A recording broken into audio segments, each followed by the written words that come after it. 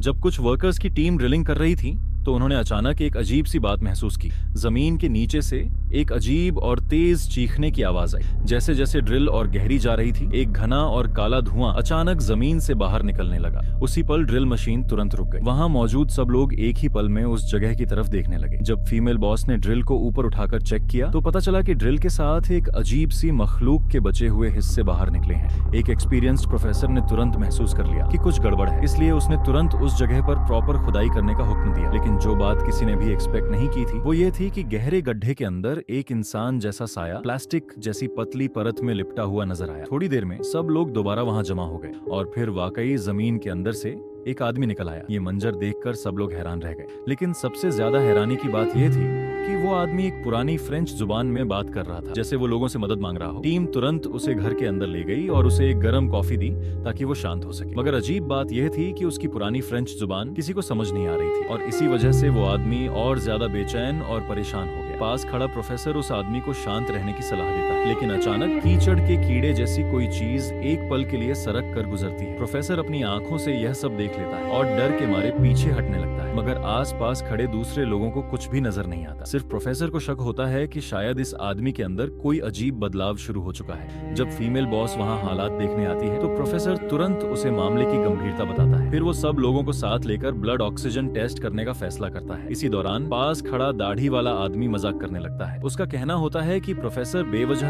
इतना बड़ा मसला बना रहा है। उसके मुताबिक यह आदमी शायद सिर्फ डर गया है और जो कीड़े जैसी चीज देखी गई थी वो शायद सिर्फ नाक की गंदगी या बलगम हो सकती है। लेकिन क्योंकि वहां मौजूद सब लोग प्रोफेसर की बात मान रहे होते हैं, दाढ़ी वाला आदमी मजबूरन टेस्ट में मदद करने लगता है। वो आदमी के पीछे खड़ा होकर उसे पकड़ता है ताकि ब्लड ऑक्सीजन टेस्ट किया जा सके। लेकिन जैसे ही टेस्ट शुरू होता है एक पल के लिए सब कुछ अजीब हो जाता है और फिर मशीन तुरंत हटा ली जाती है। इस बार वहां मौजूद सब लोग कुछ न कुछ देख लेते हैं सिवाय उस दाढ़ी वाले आदमी के जो उसे पकड़े होता है। टेस्ट खत्म होने के बाद सब लोग धीरे धीरे वहां से चले जाते हैं, लेकिन दाढ़ी वाला आदमी अब भी इस बात को लेकर परेशान रहता है। उसे लगता है कि कुछ न कुछ गलत जरूर है, इसलिए वो अपने दोस्त से कहता है कि क्या वो उसका भी एक टेस्ट कर दे। दाढ़ी वाला आदमी रोटी का एक टुकड़ा लेकर उस पुराने आदमी के सामने आता है जैसे वो कुछ जांचना चाहता हो, लेकिन उसे बिल्कुल अंदाजा नहीं होता कि ये सब एक बुरे ख्वाब की शुरुआत बनने वाला है। दाढ़ी वाला आदमी आदत के मुताबिक अपनी जेब से एक छुरी निकालकर उसे घुमाने लगता है। इसी दौरान वो पुराना आदमी उस छुरी को देख लेता है। वो हाथ से इशारा करके छुरी मांगता है और फिर अपने आप को खत्म करने जैसा इशारा करता है, मगर दाढ़ी वाला आदमी उसकी बात समझ ही नहीं पाता। जब पुराना आदमी बार बार समझाने की कोशिश करता है तब भी कोई फायदा नहीं होता। फिर जैसे ही दाढ़ी वाला आदमी पल भर के लिए खिड़की की तरफ देखता है, वो पुराना आदमी अचानक छुरी झट से छीन लेता है। दोनों के बीच एक टेंशन भरा मुकाबला शुरू हो जाता है। वो पुराना आदमी छुरी अपनी तरफ मोड़ लेता है जैसे वो खुद को मार देना चाहता हो, लेकिन चाहे उसका इरादा कितना भी मजबूत हो, उसके जिस्म के अंदर कोई अजीब ताकत उसे रोक रही होती है। अचानक उसके अंदर से एक जोरदार झटका फूट पड़ता है। तब जाकर दाढ़ी वाला आदमी समझता है कि मामला सच में सीरियस है। वो तुरंत आगे बढ़कर उसे जोर से पकड़ लेता है और वो पुराना आदमी भी जैसे किसी अनजान ताकत के कंट्रोल में आ जाता है और दाढ़ी वाले के साथ जूझने लगता है। दोनों एक दूसरे को जोर से पकड़कर जूझने लगते हैं। कुछ ही देर में वो अजीब आदमी दाढ़ी वाले को जोर से धक्का देकर जमीन पर गिरा देता है। उस वक्त दाढ़ी वाला डर से जम जाता है क्योंकि वो देखता है कि उस आदमी की आंखों और नाक से धीरे धीरे अजीब से टेंटिकल्स निकलने लगते हैं। लेकिन उस आदमी की बदलती हुई हालत यहीं खत्म नहीं होती। वो मंजर इतना अजीब होता है जैसे कोई अलौकिक चीज हो रही। अचानक उसके जिस्म से निकली एक लंबी पूंछ जैसी चीज सीधा दाढ़ी वाले के जिस्म के अंदर घुस जाती है। जब दाढ़ी वाला होश में आता है तो देखता है कि वो आदमी बिल्कुल सूख चुका है, जैसे उसके जिस्म की सारी ताकत निकल ली गई। ये साफ था कि उसके अंदर का जीव किसी और जिस्म में ट्रांसफर हो चुका था। दाढ़ी वाला घबराकर तुरंत लेडी बॉस को बुलाता है और उसे पूरी बात बताता है। लेकिन जब लेडी बॉस वहां पहुंचकर सवाल करती है तो दाढ़ी वाला झूठ बोल देता है। वो कहता है कि उसे कुछ नहीं पता, वो बस रोटी देने आया था और फिर हाथ धोने वॉशरूम चला गया। उसे नहीं पता कि यहाँ क्या हुआ। लेडी बॉस मजबूर होकर चुप हो जाती है और प्रोफेसर के टेस्ट रिजल्ट का इंतजार करने लगती है।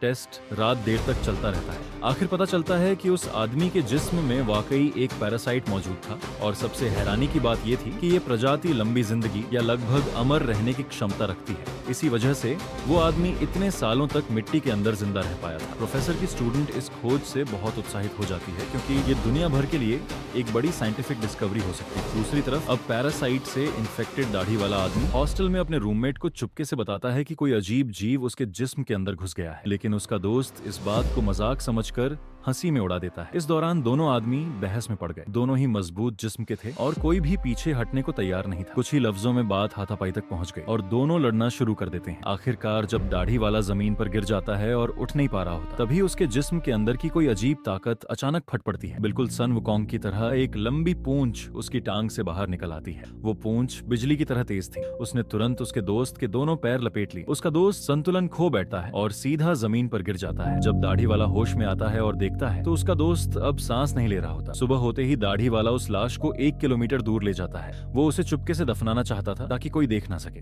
लेकिन जैसे ही वो गड्ढा खोदने वाला होता है तभी दो साथी वहाँ काम के सिलसिले में आ जाते हैं। दाढ़ी वाला जल्दी से लाश को दूसरी तरफ घसीट देता है, लेकिन जब साथियों की नजर उसके पीछे पड़ती है तो वो लाश को देख लेते हैं। एक साथी तुरंत बंदूक निकालता है और उससे जवाब मांगता है। जैसे ही वो गोली चलाता है, अचानक दाढ़ी वाले के जिस्म के अंदर से एक अजीब चीज बाहर निकलती है और गोली चलाने वाले आदमी को मार देती है और फिर वही चीज उसके जिस्म के अंदर घुस जाती है। दूसरा साथी भी तुरंत गोली चलाता है, लेकिन इस बार दाढ़ी वाला एक गुब्बारे की तरफ हट जाता है। ये मंजर देखकर दूसरा आदमी डर और हैरानी से जम जाता है। तभी जमीन पर एक अजीब मखलूक गाड़ी के नीचे की तरफ भागती हुई दिखाई देती है और अगले ही पल वो मखलूक सीधे उस आदमी के जिस्म के अंदर घुस जाती है। इस वक्त तक वो साथी बुरी तरह जख्मी हो चुका होता है। उसे समझ आ जाता है कि अब उसके साथ क्या होने वाला है, इसीलिए वह खुद को खत्म करने का फैसला करता है। तभी फीमेल बॉस कुछ लोगों के साथ वहाँ पहुँच जाती है, लेकिन अजीब बात यह होती है कि चाहे वह कितनी भी बार गोली चलाए, वह अपने ही जिस्म को निशाना नहीं बना पाता। फीमेल बॉस तुरंत आगे बढ़कर उसे रोक लेती है और पिस्टल ले लेती है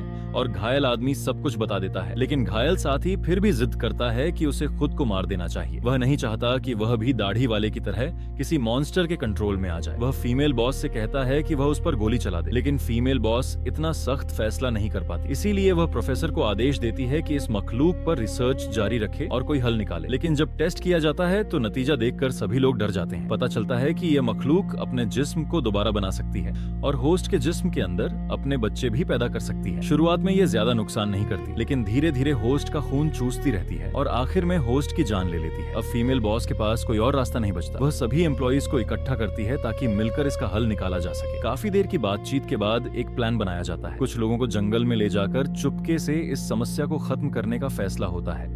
इसके बाद सभी सफर पर निकल पड़ते हैं। जानबूझकर एक खुला मैदान चुना जाता है ताकि अगर मॉन्स्टर जिस्म से बाहर निकले तो सभी मिलकर उसे तुरंत मार सकें। लेकिन चाहे प्लान कितना भी परफेक्ट क्यों ना हो, गोली चलने के बाद भी जिस्म फिर से गुब्बारे की तरफ हट जाता है। सब लोग आगे बढ़ते हैं, लेकिन फिर भी मॉन्स्टर तेज रफ्तार से भाग निकलता है। मजबूरन सबको अलग अलग होकर उसे ढूंढना पड़ता है। अगर अभी मॉन्स्टर को नहीं पकड़ा गया तो सबकी जान खतरे में है। इसी दौरान एक साथी जमीन पर लेट जाता है और ऐसे एक्टिंग करता है जैसे मॉन्स्टर ने उस पर हमला किया हो। दूसरा साथी बहुत घबरा जाता है, लेकिन अगले ही पल मॉन्स्टर बिजली की तरह उसके जिस्म के अंदर घुस जाता है। वो साथी वहीं पर जड़ होकर खड़ा रह जाता है। जब बाकी लोग वहाँ पहुँचते हैं तो पता चलता है कि उनका साथी मॉन्स्टर का शिकार हो चुका है। वो अब जिंदा नहीं रहना चाहता और खुद को गोली मार देता है, लेकिन इसके बावजूद मॉन्स्टर फिर से भाग निकलता है। सब लोग आपस में मशवरा करते हैं और फैसला करते हैं कि उसका पीछा जारी रखा जाएगा। 10 मिनट बाद एक गंजा साथी अचानक आसमान की तरफ देखता है और तभी मॉन्स्टर ऊपर से सीधे नीचे आता है और एक आदमी के जिस्म के अंदर घुस जाता है। आवाज सुनकर एक महिला साथी मदद के लिए दौड़ती है, लेकिन जब तक वो पहुंचती है तब तक बहुत देर हो चुकी होती है। मॉन्स्टर उसकी पैंट के नीचे से चढ़कर उसके जिस्म के अंदर जाने की कोशिश करता है, लेकिन अजीब बात ये होती है कुछ ही पल बाद वो वापस बाहर आ जाता है। तभी सबको समझ आता है कि ये मखलूक सिर्फ मर्दों को ही संक्रमित करती है। इसी वक्त काली दाढ़ी वाला आदमी वहाँ पहुँचता है। वो बिना सोचे समझे गोली चला देता है और महिला साथी की जान ले लेता है, लेकिन जब वो पास जाकर देखता है तो उसे एहसास होता है कि उसने गलत इंसान को मार दिया और उसे बिल्कुल भी अंदाजा नहीं होता कि मॉन्स्टर उसके ठीक पीछे खड़ा है। आधा घंटा बाद माइनिंग कैंप में सब लोग बेचैनी से इंतजार कर रहे होते हैं। तभी काली दाढ़ी वाला आदमी सामने से चलता हुआ आता है। उसे देखकर सब लोग हैरान रह जाते हैं और किसी को ये सोचने की जरूरत ही नहीं पड़ती कि बाकी लोगों के साथ क्या हुआ होगा,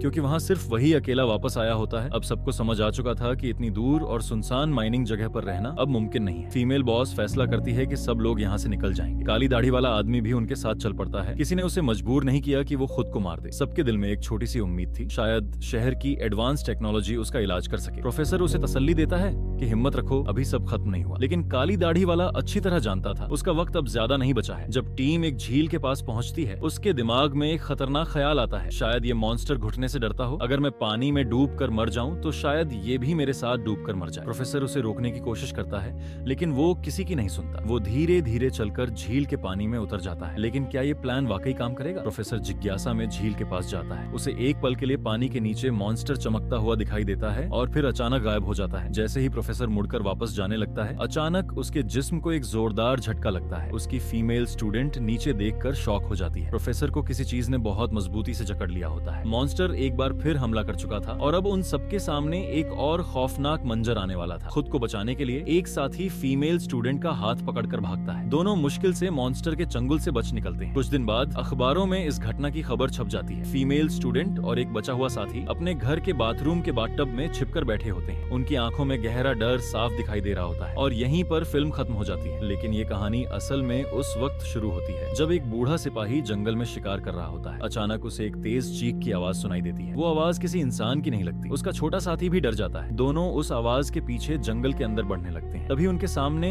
एक बूढ़ी औरत एक घोड़े को पकड़कर आती है। उन्हें देखकर उनका डर थोड़ा कम हो जाता है, लेकिन वो बूढ़ी औरत एक अजीब बात कहती है। वो कहती है कि ये घोड़ा वो उन दोनों को देना चाहती है। 2 हफ्तों से भूखे प्यासे दोनों सिपाही मजबूरी में उस घोड़े को स्वीकार कर लेते हैं, लेकिन उन्हें बिल्कुल भी अंदाजा नहीं होता कि ये फैसला उनकी तबाही की शुरुआत बनने वाला है। वो उस काले घोड़े को अपने कैंप में ले जाते हैं और जैसे ही वो उस घोड़े को मारने की कोशिश करते हैं, उसी पल से शुरू होता है वो खौफनाक सिलसिला जिसका असर पूरे 500 साल तक चलता है।